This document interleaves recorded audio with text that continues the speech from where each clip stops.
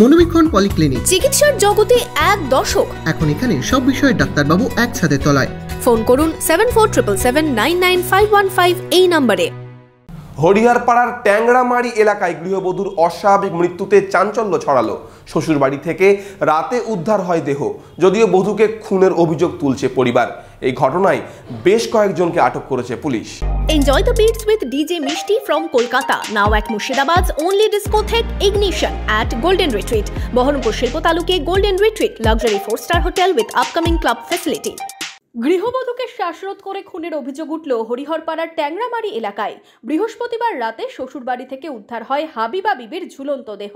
জানা গেছে 14 বছর আগে হরিহরপাড়ার ট্যাংরাবাড়ি এলাকায় রেজাউল মণ্ডলের সঙ্গে বিয়ে হয় হাবিবা বিবির। বিয়ের পর থেকেই ওই গৃহবধূর ওপর নির্যাতন করা হতো বলে অভিযোগ। মাসখানেক আগে বাবার বাড়ি চলে আসেন ওই গৃহবধূ। কিছুদিন আগে শ্বশুরবাড়িতে নিয়ে যাওয়া হয় বধূকে। এদিন স্বামী সহ শ্বশুরবাড়ির সদস্যরা তাকে শ্বাসরোধ করে হত্যা করে বলে অভিযোগ।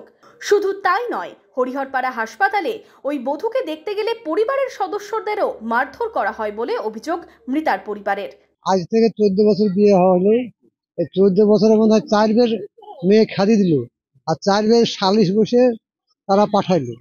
লাস্টে এই কুরবানির আগেও আমার মেয়েকে পাঠিয়ে খাদি দিয়েছিল মেরে দিয়ে। আমরা 1 থেকে 1.5 মাস বাড়িতে রেখেছিলাম। এবার ওই দুটো ছেলে, এবার ছেলে দুটোকেও আসতে যায়নি। যে মায়ের জান বুঝতে পারছে, ছেলে দুটো তার বাচ্চা ছেলে, তার ছেলে দুটোকেও পর্যন্ত যেতে যায়নি। একদিন গিয়েছে, ধরে সবাই মিলে মেরেছে। খবর পেয়ে পুলিশ দেহ ময়না তদন্তের জন্য পাঠায়। পুলিশ এই ঘটনায় মৃতার স্বামী সহ আরও 2 জনকে আটক করেছে। কিভাবে ওই গৃহবধূর মৃত্যু হলো তা খতিয়ে দেখছে হরিহরপাড়া থানার পুলিশ।